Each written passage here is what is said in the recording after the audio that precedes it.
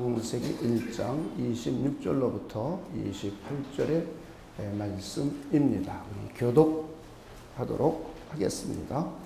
하나님이 이르시되 우리의 형상을 따라 우리의 모양대로 우리가 사람을 만들고 그들로 바다의 물고기와 하늘의 새와 가축과 온 땅과 땅에 기는 모든 것을 다스리게 하자 하시고, 하나님이 자기 형상 곧 하나님의 형상대로 사람을 창조하시되 남자와 여자를 창조하시고. 우리 28절 함께 읽겠습니다. 시작. 하나님이 그들에게 복을 주시며 하나님이 그들에게 이르시되 생육하고 번성하여 땅에 충만하라. 땅을 정복하라. 바다의 물고기와 하늘의 새와 땅에 움직이는 모든 생물을 다스리라 하시니라. 아멘.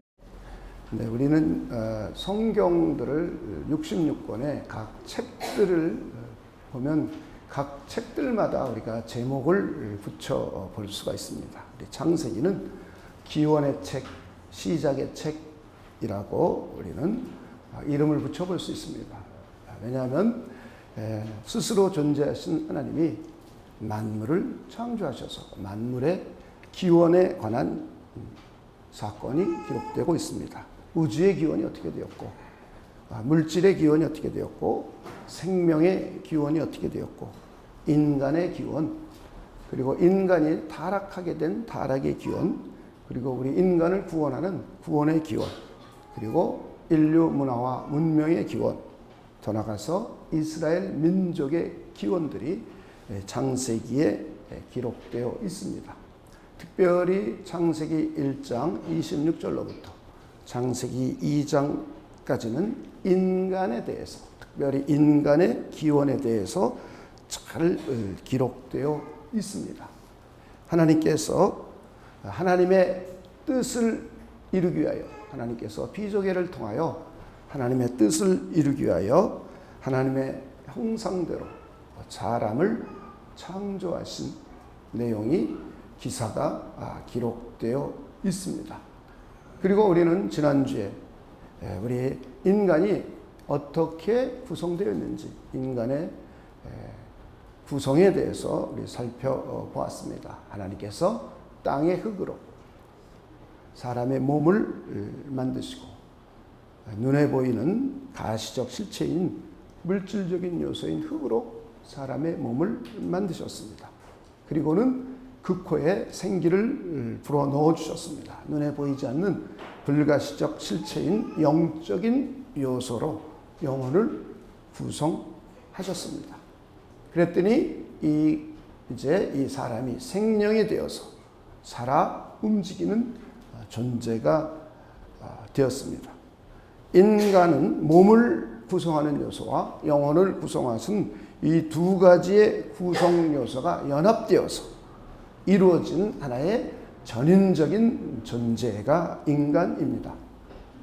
두 개의 요소로 구성되었지만 인간 본성을 두 개의 주체로 따로따로 나누지는 않습니다. 다시 말해 인간의 모든 행위는 전인적인 행위가 됩니다. 우리는 영혼이 죄를 짓는 것이 아니라 우리 인간이 죄를 지었다 이렇게 말합니다.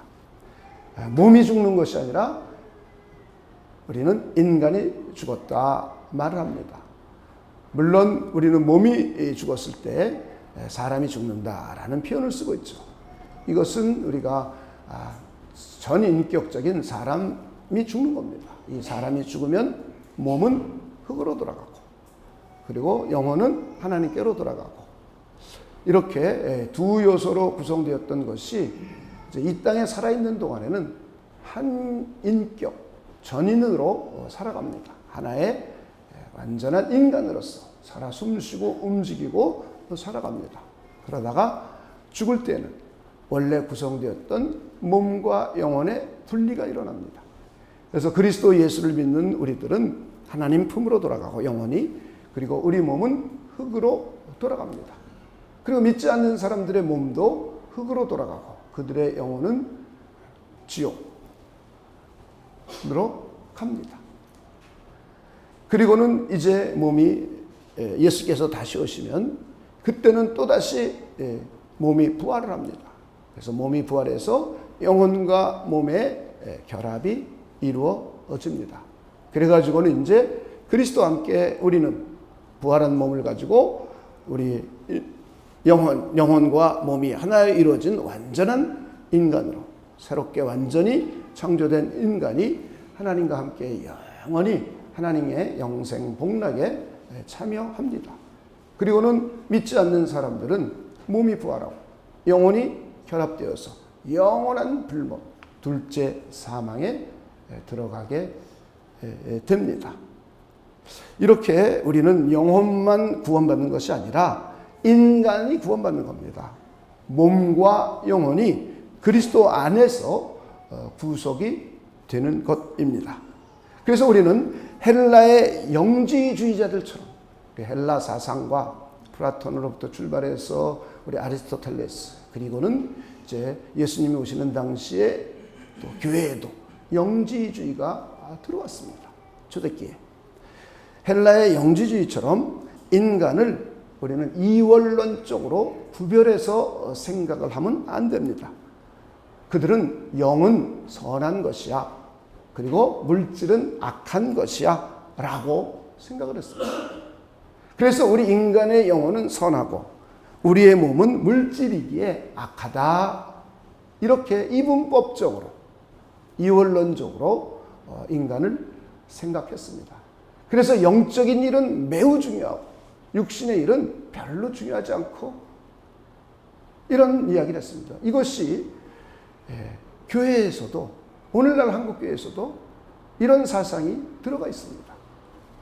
그건 매우 잘못된 사상입니다. 근데 이걸 분별을 못하죠, 사람들이.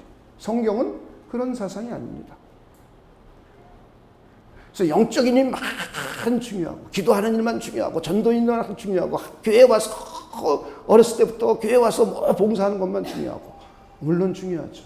그러나 그것만 중요한 것이 아닙니다. 이 세상을 살아가면서 하나님의 뜻을 이루며 살아가는 것, 하나님의 뜻을 이루며 가정을 이루어가고 자녀를 키워가고 아내를 사랑하고 남편을 사랑하고 부모를 공경하고 매우 중요한 일입니다. 근데 이원론적으로 그리스도인들이 생각을 해서 아주 피폐한 삶을 사는 경향도 생겨납니다. 그 잘못된 삶, 사람과 융화되지 못하는 아주 이상한 삶을 살기도 합니다. 이것은 영지주의의 영향을 받은 거예요. 플라톤주의, 아리스토텔레스주의, 그리고 헬라 사상이 교회에 들어와서 있었던 걸 초대교회를 다 배격하라고 그랬습니다. 그런데도 기독교 역사 속에서는 그들의 사상을 그대로 받아들임으로 해서 오늘날 교회들이 그런 사상을 갖기도 합니다. 이건 잘못된 겁니다. 그러다 보니 그 시절에 영지주의적인 기독교인들은 영적인 일만 중요하니까 자기 혼자 하나님과의 관계만을 특별히 누리려고 사막으로 들어가서 혼자 살아갑니다. 이게 그렇게 좋은 건 아닙니다. 그러면서 어떤 사람은 스스로 고자를 만들기도 해요. 육체적인 일은 좋은 일이 아니니까. 이런 일도 기독교 역사 속에서 있었습니다. 그리고는 금욕주의를 추구해 갑니다. 금욕적인 활동, 몸을 제어하고 몸을 다스리고 그러려고 자기 금식하고 그럽니다. 우리는 금식이 필요하죠. 우리 몸을 쳐서 복종하는 일이 필요합니다. 그러나 우리는 몸이 약하고 몸은 불필요한 것이기 때문에 금욕주의적으로 사는 것은 기독교 사상이 아닙니다.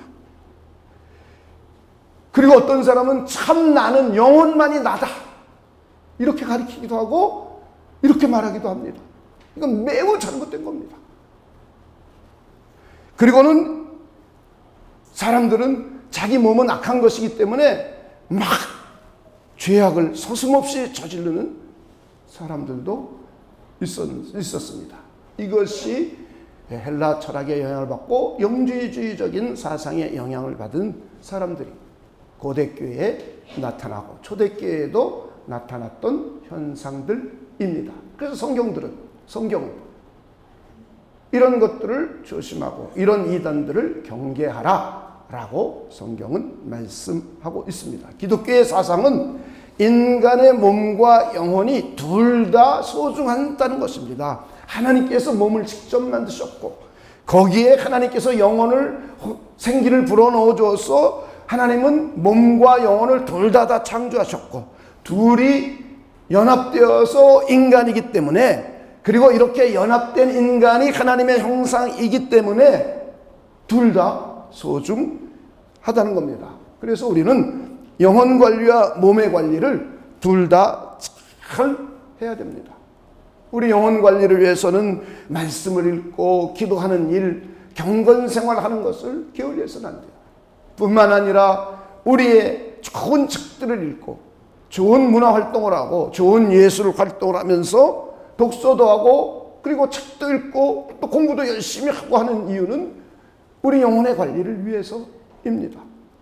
또 하나는 우리가 몸의 관리도 매우 중요합니다. 영양가를 골고루 먹는 일, 편안한 쉼, 안식을 갖는 일, 잠을 자면서 충분한 휴식을 이루어서 다시 몸이 재생되어서 그 다음 날도 하나님의 영광을 위하여 우리 몸으로 영광 돌리는 거죠.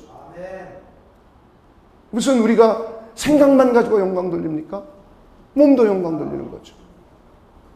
그래서 우리는 몸을 관리하는 것이 매우 중요합니다. 그리고 우리가 운동하고 이러는 것, 마약을 한다든가 술을 먹는다든가 담배를 피운다든가 게임 중독에 걸리는 것, 이런 것은 안 됩니다.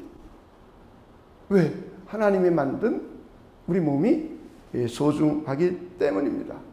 그래서 성경은 우리가 드릴 영적인 예배가 몸으로 드려지는 예배, 이것이 하나님께 몸으로 드려지는 산제사가 영적인 예배라고 소개해주고 있습니다. 우리 몸으로 하나님께 의의 병기로, 불의의 병기로 쓰임받지 말고 의의 병기로 우리 몸을 쓰임받으라고 말씀하고 있습니다. 우리 안에는 하나님의 성령이 거하시기 때문에 우리 몸은 하나님이 거룩하기에 우리도 거룩하게 살라고 우리에게 성경은 소개해 주고 있습니다. 그래서 이원론적으로 생각하는 것은 성경적인 사상이 아님을 여러분들이 깊이 숙고해 주시기를 바랍니다. 우리 한번 성경을 한번 보죠. 로마서 12장 1절입니다.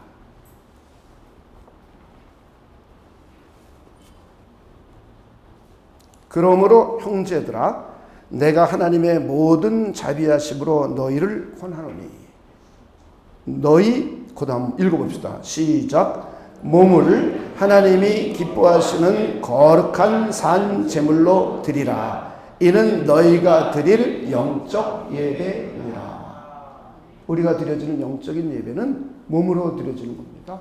우리 몸을 다 해서 하나님께 나 자신을 온전히 산 제물로 드리는 것, 이것이 영적인 예배입니다.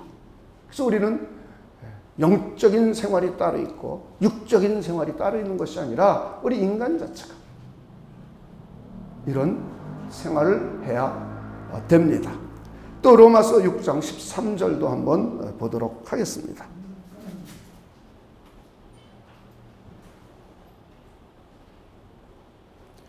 또한 너희 지체를 불의의 무기로 죄에게 내주지 말고 오직 너희 자신을 죽은 자 가운데서 다시 살아난 자 같이 하나님께 드리며, 그 다음 읽어봅시다. 시작. 너희 지체를 의의 무기로 하나님께 드리라. 우리 몸을 타락한 이기적인 본성이 이끄는 대로 죄를 짓고 범죄하고 남을 저주하고 욕하는데 내 몸을 드리지 말고, 이게 무리의 병기예요. 이러지 말고 이제 우리는 하나님 앞에 의로운 자가 되었으니 하나님의 백성이 되었으니 우리 몸을 가지고 하나님을 찬송하고 남을 축복하고 하나님께 영광 돌리는, 하나님을 경배하고 찬양하고 하나님께 산 제물이 되어서 영적인 예배를 드리는 의의 병기로 쓰임을 받아라, 하나님께 드리라 라고 말씀을 하고 있습니다. 우리 고린도전서 3장 16절 17절도 한번 보도록 하겠습니다.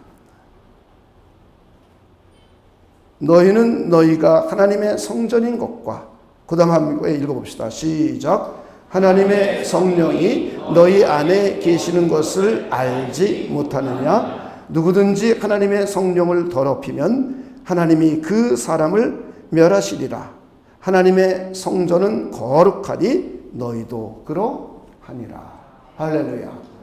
우리 안에, 우리 육신 안에, 우리 마음 안에, 우리 영혼 안에, 우리 나 안에, 내 안입니다. 내 안에. 내 안에 하나님의 성령이 거하십니다. 그래서 우리는 하나님이 거룩한 것처럼 우리도 거룩한 자들이 되었습니다.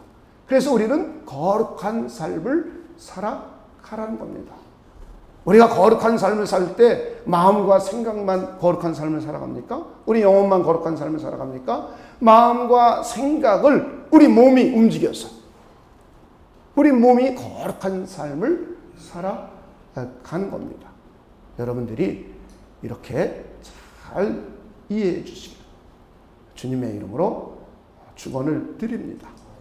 우리는 기도하는 일만 중요하고 성경 보는 일만 중요하고 그리고 세상에 나가서 열심히 일하는 일은 중요하지 않다. 이건 잘못된 거예요. 우리는 모든 삶이 하나님의 영광을 위하고 하나님으로 기뻐하는 삶, 예배드림이 그런 삶이 되어야 돼요. 가정생활이 그런 삶이 되어야 돼요. 사회생활이 그런 삶이 되어야 돼요. 이게 성경적인 사상입니다. 이거를 분리해서 편하죠, 자기는. 그럼 교회에 와서는 예배드리면서 난 거룩해졌다 생각하고 하나님의 사람다워졌다, 그리고 세상 나가서는 실컷 세상 사람들처럼 불의한 일, 거룩하지 못한 일, 하나님과 무관한 일 실컷 해놓고는, 그리고는 자기를 합리화시키고, 이거는 이원론적인 생각입니다. 예배 드릴 때도 하나님께 영광이고, 기도할 때도 하나님께 영광이고, 여자들이 집에서 빨래할 때도 하나님께 영광이고, 그리고 여러분들이 일을 하면서도 하나님께 영광이고, 그런 여러분들이 되시길 주님의 이름으로 축원을 드립니다. 오늘은 인간의 본질에 대해서 우리 생각해 보려고 합니다. 우린 지난주에는 인간의 구성의 본질적인 요소에 대해서 살펴봤다면, 오늘은 인간의 본질 그 자체에 대해서 우리 한번 생각해 보려고 합니다. 인간의 사전적 의미를 먼저 보면, 인간은 직립보행을 하며 사고와 언어의 능력을 가지고, 사고와 언어의 능력을 바탕으로 해서 문명과 사회를 이루고 사는 고등동물이다. 이렇게 일반적으로 국어사전은 정의하고 있습니다.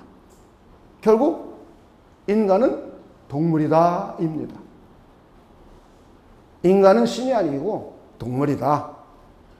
인간은 세균이 아니고 바이러스도 아니고 식물도 아니고 인간은 동물이다 입니다. 그런데 과연 어떤 동물인가? 고등동물이다. 그리고는 직립보행을 하는 동물이다. 그러면서 인간은 생각하는 동물이다. 그러게 고등동물이라는 거예요. 언어를, 아주 고도의 언어를 구사하는 동물이다. 그래서 하등동물이 아니라 고등동물이라는 거예요. 그리고 인간은 도구를 사용하는 동물이다. 그래서 도구를 사용해서 문화와 문명을 만들어갑니다. 그리고는 사회를 이루어가는 동물이다. 결국 인간은 동물이라는 거예요. 인간이 동물이라는데 인간의 존엄함이 느껴집니까? 인간의 존엄성을 느낄 수가 없죠. 그렇다면 성경은 인간을 어떤 존재라고, 무엇이라고 정의하는지 오늘 우리가 읽은 본문을 통해서 다시 한번 살펴보겠습니다. 우리 창세기 1장 26절부터 우리 28절까지를 다시 한번 읽어봅니다. 하나님이 이르시되 우리의 형상을 따라 우리의 모양대로 우리가 사람을 만들고 그들로 바다의 물고기와 하늘의 새와 가축과 온 땅과 땅에 기는 모든 것을 다스리게 하자 하시고, 하나님이 자기 형상 곧 하나님의 형상대로 사람을 창조하시되 남자와 여자를 창조하시고, 하나님이 그들에게 복을 주시며 하나님이 그들에게 이르시되 생육하고 번성하여 땅에 충만하라, 땅을 정복하라, 바다의 물고기와 하늘의 새와 땅에 움직이는 모든 생물을 다스리라 하시니라. 이 세 절 가운데 하나님의 형상이라는 말이 3번 나오고 하나님의 모양이라는 말이 1번 나옵니다. 형상, 모양. 같은 내용입니다. 물론 히브리 말로는 언어가 다릅니다. 형상이라는 건 짤렘이라고 그러고 모양은 디무트라고 합니다. 그래서 기독교 역사 속에서 특별히 우리 중세시대에는 형상과 모양을 이해해 보려고 또 설명하려는 많은 노력을 했습니다. 그래서 다르다 그랬어요. 그런데 종교개혁이 일어나고 난 후에 유대인들 가운데 우리 개혁교회로 온 사람들이 있었어요. 그들 가운데 아주 히브리 언어에 능통한 사람들이 이제 그리스도인들이 되었습니다. 개신교 그리스도인들이. 그래서 이들이 신학교에서 히브리어를 가르쳤어요. 그러면서 히브리어의 독특한 표현법들을 설명하기 시작했어요. 이건 병행법이라는 거예요. 그전에는 그런 걸 잘 이해하지 못했습니다. 그래서 모양이 뭘까? 그리고는 형상이 뭘까를 굉장히 오랫동안 생각하고 그걸 중심으로 해서 중세 신학을 만들어냈습니다. 우리 토마스 아퀴나스가. 그런데 종교개혁자들이 이걸 이제 다시 히브리 교수들의 도움을 받아서 언어의 특성을 연구하면서 이것은 같은 것을 표현하는 다른 방식이구나라는 걸 이해하기 시작했어요. 자, 여러분이 무슨 일을 반복해서 말하는 것보다 똑같은 걸 반복하는 것보다 같은 표현을 다르게 해줄 때 여러분들이 듣기가 더 편안하죠. 이런 식입니다. 시 같은 거는 이런 일을 많이 하죠. 그죠? 그래서 이게 같은 거구나 라고 이해하기 시작했어요. 그래서 이제 그 이후로 정통 기독교에서는, 개신교 기독교에서는 하나님의 형상은 모양과 같다. 다른 측면이 나타나지만 하나다. 이렇게 이해하고 설명을 합니다. 어쨌든 우리 인간은 오늘 보니까 하나님의 형상으로 만들었어요. 그래서 인간의 본질은 뭐냐면 하나님의 형상입니다. 인간의 본질이 동물이 아니라는 거예요. 동물이 아니라는 거예요. 인간의 본질이 동물이라면 동물 가운데 아주 생각을 잘하고 고도의 언어를 사용하고 문화와 문명을 만들어내고 그리고는 우리가 사회를 이루어 사는 고등동물이 다가 인간의 본질이 아니라는 거예요. 인간은 하나님의 형상이다. 성경은 우리 인간을 향하여 너희들은 하나님의 형상이다 라고 선언을 하고 있습니다. 할렐루야. 하나님은 우주 만물을 만들기 이전에 계획을 하셨습니다. 이걸 우리는 작정이라고 한다고 했어요. 창조 이전에 만들 계획을 완벽하게 하시는 겁니다. 전지하신 분이기에. 그리고는 무엇을 순서대로 만들까 생각하시고, 그리고 6째 날에 동물들을 만들고 인간을 만들 것을 생각하면서 다시 한번 깊은 숙고를 해보는 겁니다. 이것이 26절의 기록이에요. 우리가 우리의 형상을 따라서 우리의 모양대로 우리가 사람을 만들고 그들로 바다의 물고기와 하늘의 새와 가축과 온 땅에 기는 모든 것을 다스리게 하자. 6일 동안 만들었던 모든 세계를 누가 관리할까? 누가 나를 대신해서 내 뜻을 따라서 잘 통치하고 문명을 이루어가게 할까? 문화를 만들어가게 할까? 라고 고민하신 거예요. 그런데 그것을 이루어 가려면 동물처럼 만들어서는 사자가 그 일을 할 수가 없어요. 강아지가 그 일을 할 수 없어요. 돌고래가 그 일을 할 수 없어요. 공룡도 그 일을 할 수가 없어요. 그래서 하나님은 하나님의 형상을 따라서 하나님의 모양대로 사람을 만들기로 계획하시고 작정을 하셨습니다. 얼마나 깊이 숙고하셨는지를 우리 생각해 볼 수 있습니다. 그리고는 27절에 가서 하나님의 형상을 따라서 사람을 만드셨습니다. 그리고는 그들에게 복을 주셨습니다. 그러면서 이들로 하여금 하나님이 창조하신 세계를 관리하고 통치하고 하나님의 뜻을 따라서 관리하고 통치할 수 있도록 그들에게 사명을 주셨습니다. 즉 하나님은 하나님의 창조하신 피조세계를, 땅과 식물을 하나님의 뜻대로 통치할 수 있는 사명을 인간에게 주신 것이고, 그것을 감당할 수 있도록 하나님의 형상대로 창조하셨습니다. 할렐루야. 성경은 천사를 하나님의 형상이라고 말한 적이 단 한 번도 없어요. 우리 천사 부러워하죠.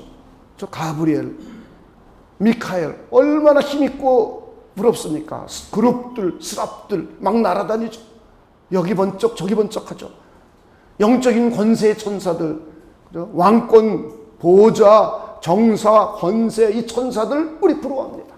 그런데 그 천사들을 향하여 너희들 하나님의 형상이다 말한 적이 단 한 번도 없습니다.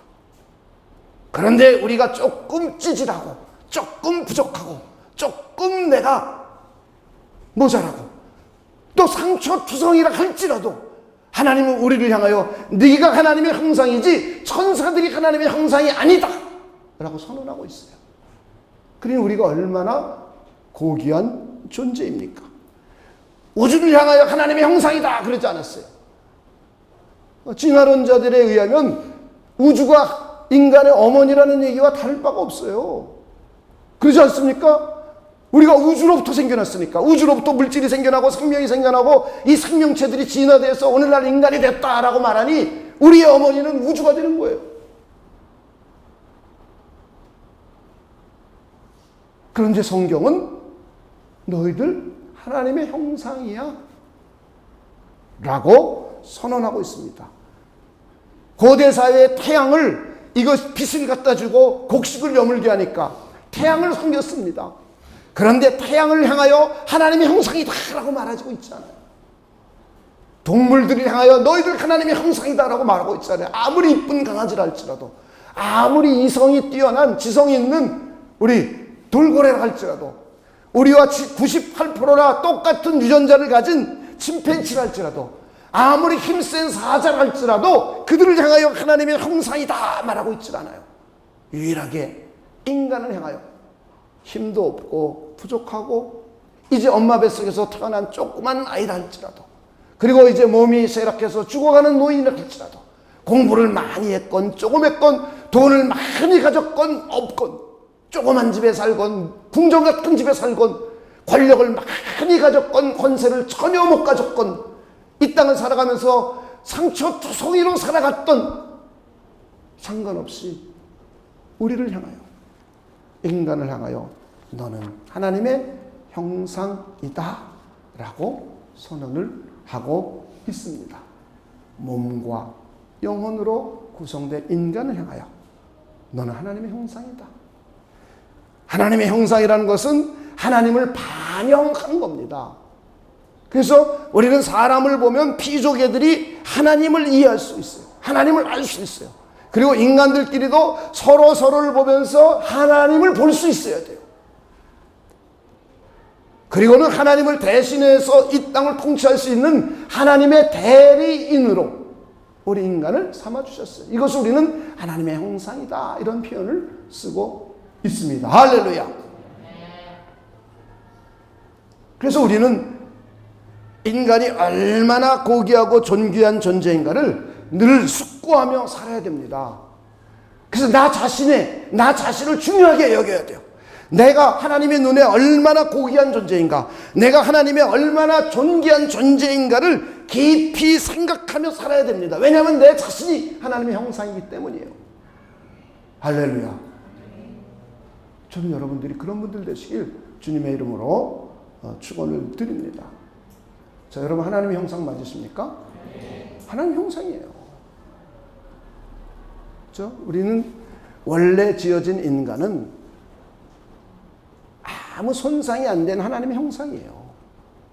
그런데 죄를 짓고 범죄하여 타락한 인간은 하나님의 형상은 하나님의 형상이에요. 창세기 9장에 그걸 말씀해 주고 있어요. 죄를 짓고 범죄하여 타락하고 노아의 모든 심판을 이루고 물로 심판하고 난 후에 하나님께서 말씀하시는 거예요. 너희들 이제부터 음식을, 식물 말고 과일 말고 이제 육식도 먹어라 해주세요. 뭐 노아의 홍수 때 무슨 큰 일이 있었는지 그 이유는 우리는 정확하게 모르죠.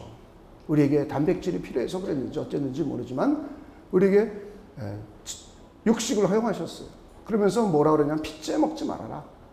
이 이야기는 핏째 먹지 말라는 의미도 있지만 또 하나의 의미는 동물을 함부로 잡아서 죽여서 피 흘리지 말라는 의미가 함께 함의되어 있는 거예요.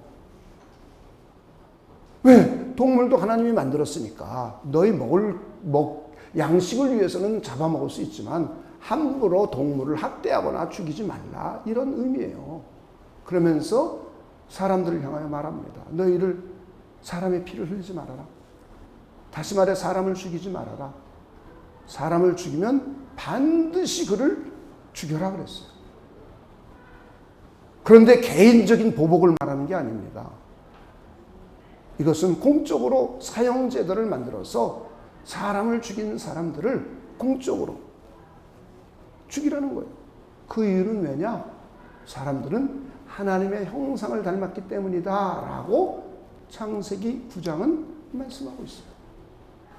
그러니까 타락했어도 하나님의 형상이에요. 그런데 타락한 하나님의 형상은 원래 하나님 형상하고 좀 다르겠죠. 그렇죠? 그래서 파괴되고 찌그러지고 일그러지도 하나님의 형상이에요. 그래도 하나님의 형상이라는 겁니다. 할렐루야. 우리 거울을 비유로 들면 참 좋을 것 같아요. 우리 거울 앞에 내가 서면은 내 상이 거울에 있잖아요. 비춰지고 있잖아요. 그죠? 이게 형상입니다. 원형은 나예요. 그죠? 그런데 우리가 거울이 좀 이상한 거울, 깨진 거울이나 오목 거울이나 볼록 거울 앞에 있으면 우리의 그 상의 모습이 어떻습니까? 일그러졌잖아요. 좀 찌그러지고. 그죠?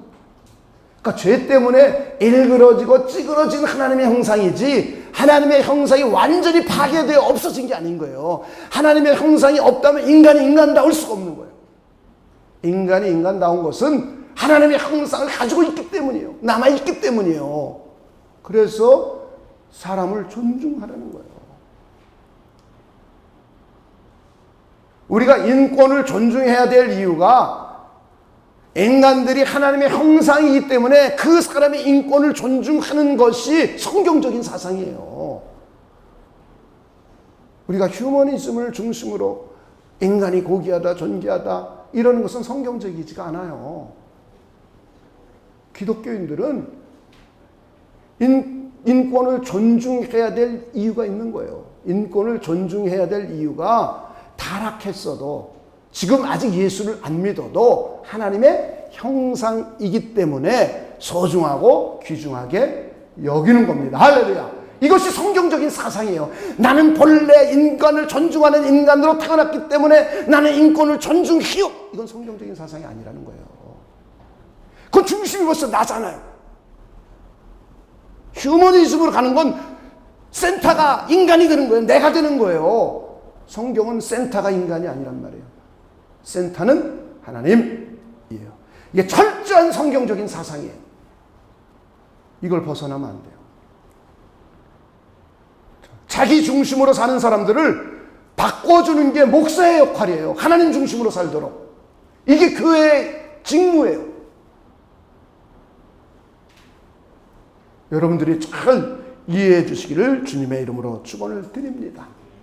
그 제일 먼저 우리가 자기 자신을 소중하게 여길 줄 알아야 돼요. 왜냐하면 내가 누구라고요?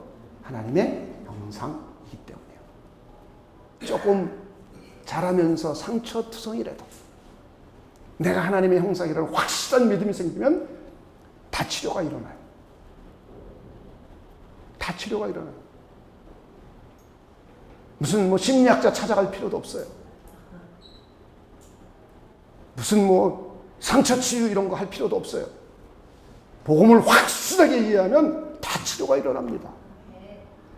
근데 복음을 확실하게 이해하지 못하니까 뒤섞여 사는 거예요. 저는 여러분들이 복음을 확실하게 믿고 의지하는 분들 되시길 주님의 이름으로 축원을 드립니다. 왜냐하면 내가 하나님의 형상이기 때문에 내가 소중한 거예요.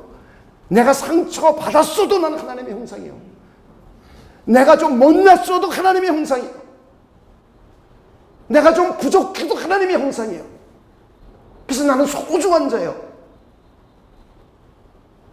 성공했건 실패했건 상관없어요. 나는 하나님의 형상이에요. 그리고 하나님이 우리를 소중하게 보고 계시기 때문이에요. 그래서 우리는 타인들을 아주 존중해야 돼요. 타인을 무시하면 안 돼요. 교만하게 굴면 안 돼요. 그들도 하나님의 존귀한 형상이기 때문에 사람들의 인권을 존중해야 돼요. 왜냐하면 그들이 하나님의 형상이기 때문이에요. 그래서 내 남편을, 내 아내를, 내 자녀를, 내 친구를, 내 직장 동료를, 외국인을, 더 나아가서 믿지 않는 사람들을, 더 나아가서 타종교를 믿는 사람들도 하나님의 형상이란 말이에요. 그래서 우리는 그들의 인권도 존중하는 겁니다. 이것이 성경적이에요. 이것이 믿음의 사람들이 이 땅을 살아가야 될 삶의 태도예요. 저는 여러분들이 분명한 분들이 되시길 다시 한번 주님의 이름으로 축원을 드립니다. 그래서 살인하면 안 된다 그러는 거예요. 우리 아까 설명한 그대로 창세기 9장 한번 6절을 봅시다. 정말 그렇게 말씀하고 있는가? 다른 사람의 피를 흘리면 그 사람도 피를 흘릴 것이니. 그 다음 이유를 설명해 주죠. 그 다음 읽어봅시다. 이는서부터 시작. 이는 하나님이 자기 형상대로 사람을 지으셨음이니라. 이때 타락했을 때잖아요.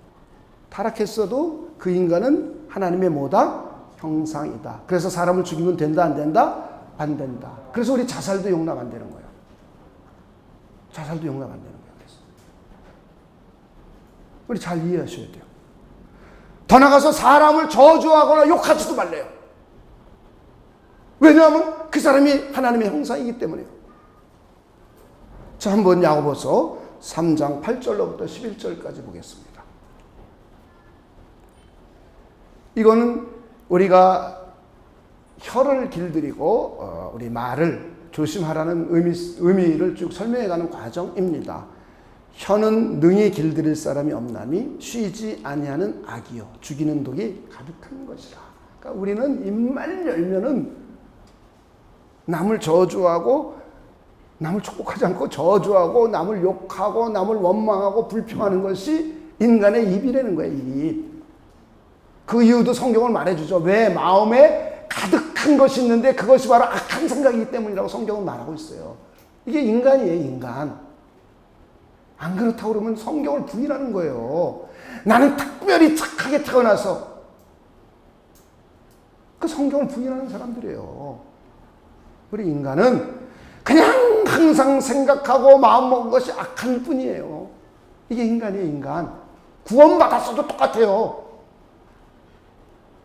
그래서 우리 입을 열면 남을 저주하고 남을 욕하고 남에게 불평하고 불만하고 할 수밖에 없는 거죠. 그런데 이 혀 참 길들이기 힘들다. 그렇지만 너희들은 하나님의 형상대로 지음받았기 때문에 하나님의 형상대로 지음받은 사람들을 욕하지 말고 저주하지 말라는 거예요.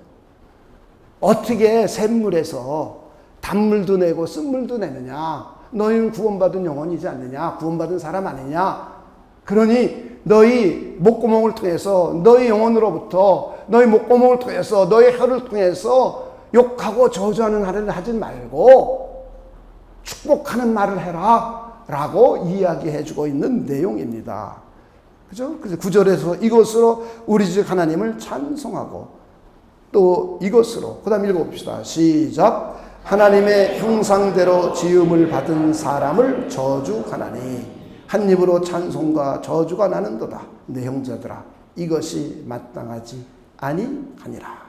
샘이 한 구멍으로 어찌 단물과 쓴물을 내겠느냐. 이렇게 말하고 있어요. 그래서 우리는 입을 열면은 남을 저주하거나 욕하거나 비난하거나 비판하는 말이 하지 않고 남을 축복하는 말을 끊임없이 훈련하시길 주님의 이름으로 축원을 드립니다. 사람들이 하나님의 형상이고 내가 하나님의 형상이기 때문에 그러지 말라는 거예요. 심지어 성경은 말하고 있잖아요. 너희를 박해하는 자를 축복하라. 축복하고 저주하지 말라 이러고 있어요. 한번 로마서 12장 14절을 보겠습니다. 하나님 앞에 의로워진 사람들이 어떻게 사는 것이 하나님이 기뻐하시고 선하시고 온전한 뜻인지를 설명해 주는 내용 중에 일부분입니다. 너희를 박해하는 자를 축복하라. 축복하고 그 다음 읽어봅시다. 시작. 저주하지 말라. 12장 19절도 한번 또 보겠습니다. 내 사랑하는 자들아 너희가 친히 원수를 갚지 말고 하나님의 진노하심에 맡기라. 기록되었을 때 원수 갚는 것이 내게 있으니 그 다음 읽어봅시다. 시작. 내가 갚으리라고 주께서 말씀하시니라. 할렐루야. 원수 갚는 일도 내가 하지 말래요. 원수 갚는 일조차도. 저 사람이 너에게 아무리 악한 짓을 하고 핍박을 하고 욕을 하고 너에게 원수 같은 일을 했어도 그는 하나님의 형상이고 그들을 심판하고 정죄할 수 있는 권한은 사람을 지으신 하나님께만 있다는 거예요.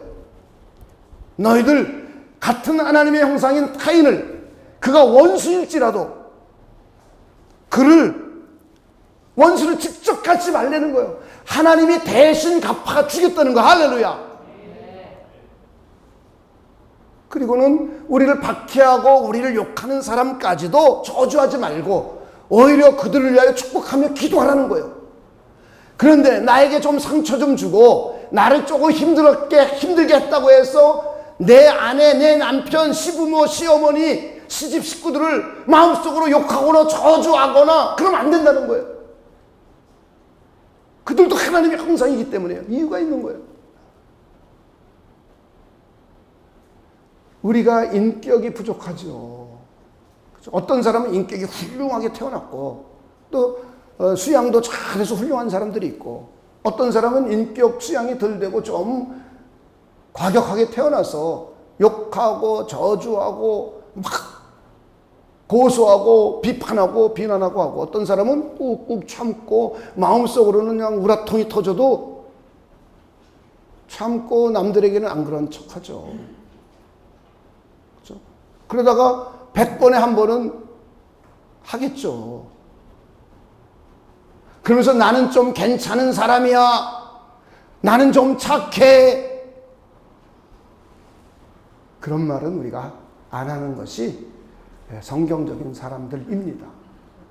성경적인 사람들은 그런 말 하는 게 아니에요. 우리는 저 사람이 하나님의 형상이기 때문에 하나님이 저를 욕하거나 판단하거나 저주하거나 살인하거나 원수를 갚지 말라고 했어.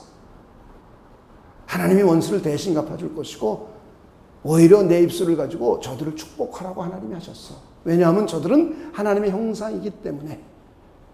그래서 내가 내 입을 절제하고 그래서 내가 하나님의 도움을 구하고 그래서 내가 사람들을 축복하고 이것이 성경적인 사람이라는 거예요.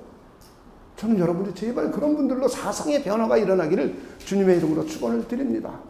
그렇지 않으면 성경이 이해가 안 돼요. 그리고 하나님이 잘 이해가 안 돼요. 성경적인 사고로 사상이 바뀌어야 성경이 이해가 되고 하나님이 이해가 되고 하나님이 믿어져요.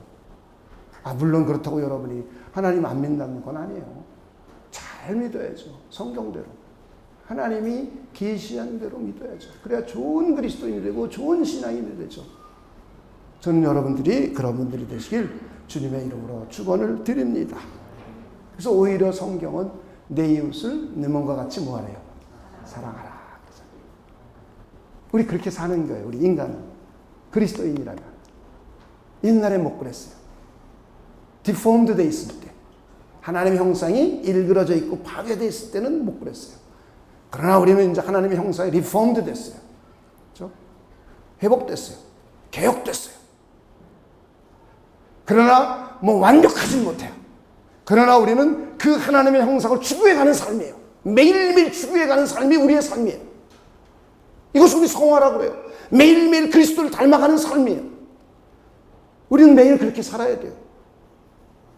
그러면서 사람들이 하나님의 형상이기에 그들을 축복하고 그들을 저주하지 않고 그들에게 살인을 저지르지 않고 원수도 갚지 않고 오히려 원수를 하나님께 맡길 수 있고 오히려 내 이웃을 내 몸과 같이 사랑할 수 있도록 우리가 겸손해지고 또 사랑할 수 있는 그런 삶의 모습으로 매일매일 발전되어 가시기를 주님의 이름으로 축원을 드립니다.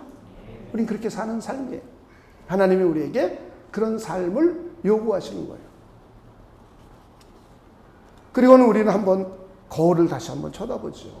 거울을 보면 거기에 비춰진 모습, 거울 속에 있는 나가 참 나가 아니죠. 거울 속에 있는 나를 뭐라 그래요? 상이라고 그래요. 상.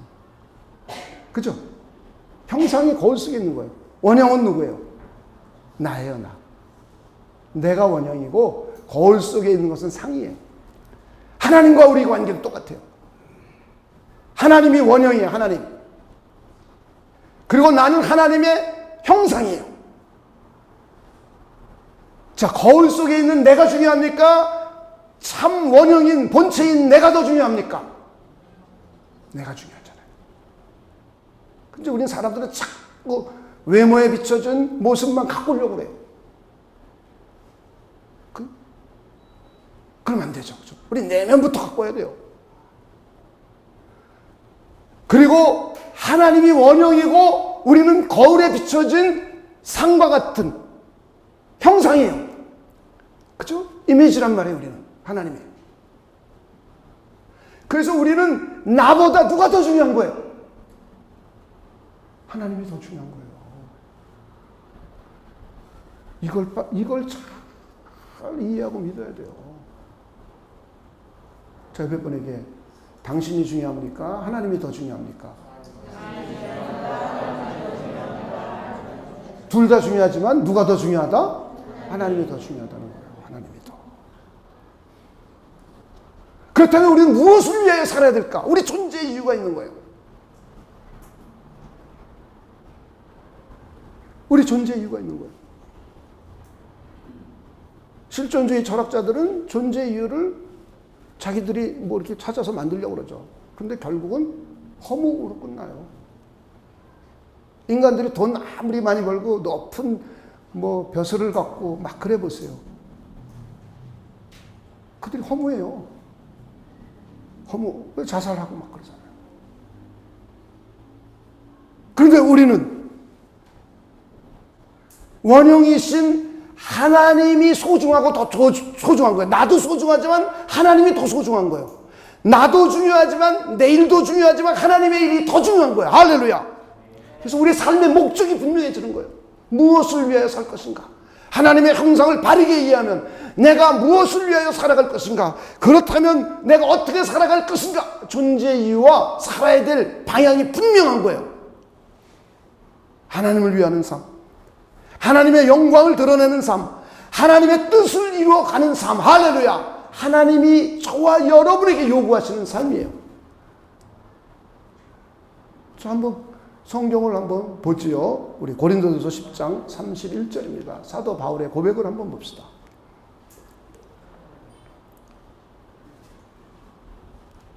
그런즉 너희는 먹든지 마시든지 무엇을 하든지, 먹든지 마시든지 무엇을 하든지. 그 다음에 읽어봅시다. 시작. 다 하나님의 영광을 위하여 하라. 먹어도 마셔도 무엇을 하든지 무엇을 위하여 하라? 하나님의 영광을 위하여. 그러니까 예수님께서도 산상수훈을 통해서 그리스도인들이 살아가야 될 방향성을 제시해 주시죠. 그리스도인이라면 어떻게 살아야 되느냐? 너희 마음의 소원을 무엇을 먹을까 마실까 입을까를 가지고 그것만을 기도하지 말아라. 이거는 믿지 않는 이방인들도 그렇게 구한다. 너희들이 참 그리스도인이라면 먼저 하나님의 나라와 의를 추구해가고 그것을 위하여 기도하라 그랬어요. 마음의 소원이 기도잖아요. 그렇다면 우리가 추구해야 될 방향성이 하나님의 나라와 의라는 거예요. 그러면서 기도까지 가르쳐줬어요. 하늘에 계신 우리 아버지여 부르고 난 다음에 하나님의 이름이 거룩히 여김을 받으시옵소서.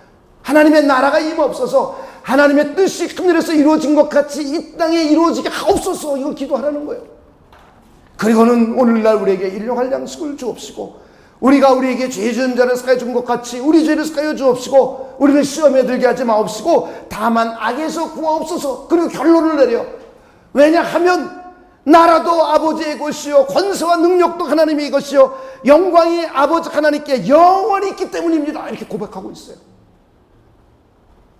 그래서 그리스도인들이 살아가야 될 삶의 방향성을 예수님도 분명하게 제시해 주시고 그리고는 사도 바울도 분명하게 말씀하고 있습니다. 저는 여러분들이 그런 분들이 될 수 있도록 주님의 이름으로 부탁을 드립니다. 17세기에 스코틀랜드 지역에 있는 사람들, 그들의 이제 영국은 집이 몇백 년 되면 이렇게 보존하고 이게 막 우리나라도 오래된 집들 잘 보존하게 하잖아요. 근데 이제 이런 법들이 이제 영국 같은데 우리나라보다 훨씬 먼저 나왔죠. 근데 그 전에 이제 오래된 17세기에 지은 집들, 18세기에 지은 집들을 이제 허는 일이 생겼었죠. 근데 큰 집이건 작은 집이건 저택이건 조그만 오두막집이건 모든 집에 전부 뭐라고 써있냐면 하나님의 오직 하나님께 영광이 오직 하나님께 영광을 이런 말이 라틴어로 다 기록이 되어 있어요. Soli Deo Gloria 라고 집들에게 다 기록을 했어요. 큰 집이건 작은 집이건. 그러니까 이들이 집을 지으면서도 오직 하나님께 영광이 그리고 하나님의 영광을 위하여 이런 생각을 갖고 있는 거예요. 자기가 집을 짓는 것도 하나님께 영광이 그리고는 하나님의 영광을 위하여 짓는다는 거예요. 그리고 내가 이 집을 살아가면서도 하나님의 영광을 드러내고 하나님께 영광을 돌려드리고 그리고 이 집을 드나드는 모든 사람이 하나님께 영광을 돌려드리며 하나님의 영광에 참여할 수 있게 해달라는 그런 의미가 담겨 있는 거예요. 그뿐만 아닙니다. 17세기, 18세기의 위대한 작곡가들을 보면 바하가 그랬습니다. 핸델이 그랬습니다. 그들은 모든 악보에 솔리 데오 글로리아 기록되어 있어요. 내가 지금 이 곡을 작곡하는 것도 하나님은 영광의 하나님이요. 이 곡을 작곡하는 동안에도 하나님의 영광을 위한 것이요. 그리고는 이 곡을 부르고 연주하고 듣는 모든 사람들도 하나님의 영광을 위하여 듣고 하나님의 영광에 통참하고 그리고 하나님께 영광 돌리는 사람이 되기를 원하는 간절한 신앙의 마음이 담겨져 있어요. 얼마나 멋있습니까? 내가 공부를 열심히 하는 것도 하나님의 영광을 위하여 공부하는 거예요. 그리고 내가 이 공부를 통하여 얻은 이것을 가지고도 하나님께 영광 돌리는 삶을 살아가는 거예요. 타인을 위해서 무엇을 할 것인가? 하나님의 나라를 위해서 무엇을 할 것인가? 하나님의 의를 위해서 무엇을 할 것인가? 그리고 나의 공부한 실력을 접하는 사람들이 하나님께 영광 돌려드리며 하나님의 사람이 되어서 하나님의 영광에 동참할 수 있는 사람이 되기를 원하는 마음이 할렐루야. 이거 얼마나 멋있습니까? 이왕 세상 살아가려면 왜 돈을 법니까? 왜 무용을 합니까? 왜 예술가가 됩니까? 우리가 하나님의 형상대로 지음을 받았다면 하나님의 영광을 위하여 영광의 주인은 하나님이시요 오직 하나님께만 영광이 있습니다. 그리고 내가 하는 이 모든 행위를 통하여 하나님께 영광 돌리기를 소망합니다. 그리고 내가 하는 이 모든 행위의 결과를 통하여서도 사람들로 하여금 하나님께 영광 돌리기를 소망합니다. 그리고 그 사람들이 하나님의 영광에 동참하기를 소망합니다. 할렐루야. 이게 얼마나 멋있습니까? 솔리 데오 글로리아. 오직 하나님께만 영광이, 오직 하나님께만 영광을. 할렐루야. 우리 삶이 좀 이런 멋진 삶 되면 좋지 않겠어요? 가나안은 어떻습니까? 조그만 집의 삶은 어떻습니까? 이 삶 하나하나를 통하여 하나님께 영광을 돌리는 거예요. 그리고는 우리 집에 드나드는 사람들이 부자가 드나들건 가난한 사람이 드나들건 하나님의 영광을 보게 해주고 그들로 하나님의 영광에 동참할 사람이 되게 해주고 그들로 하여금 하나님께 영광 돌리게 하는 사람이 된다면, 아니 여러분이 부동산을 하더라도 남에게 집을 안내하면서 좀 그런 생각까지 하면 얼마나 멋있어요. 곡을 한 곡 쓰더라도 정말 하나님, 내 이 곡 쓰는 것을 통하여 하나님의 영광이 이 자리에 임했음을 고백합니다. 그리고 하나님의 영광을 받아주시옵소서. 할렐루야. 그리고 이 곡을 연주하고 부르는 사람들이 하나님께만 영광 돌리게 하소서. 그리고 그들도 하나님의 영광에 참여하는 사람들 되도록 하나님 역사하여 주시옵소서. 할렐루야. 농구 슛을 하나 쏘더라도 그렇게 멋지게 쏴야죠. 그저 무슨 내가 MVP가 돼가지고 내가 잘 살고 우리 엄마 아빠 집이나 사주고, 그런 차원을 훨씬 넘어야죠. 저는 여러분들이 그런 인생들이 되시길 주님의 이름으로 축원을 드립니다. 우리는 하나님의 형상이에요. 아직 리포먼트 되었지만 아직 완성되지는 않았어요. 그죠? 아직 하나님의 영광의 극치에 도달하진 않았어요. 그러나 우리는 그 하나님의 영광의 극치를 향하여 우리 자신들이 매일매일 걸어가는 삶이에요. 할렐루야.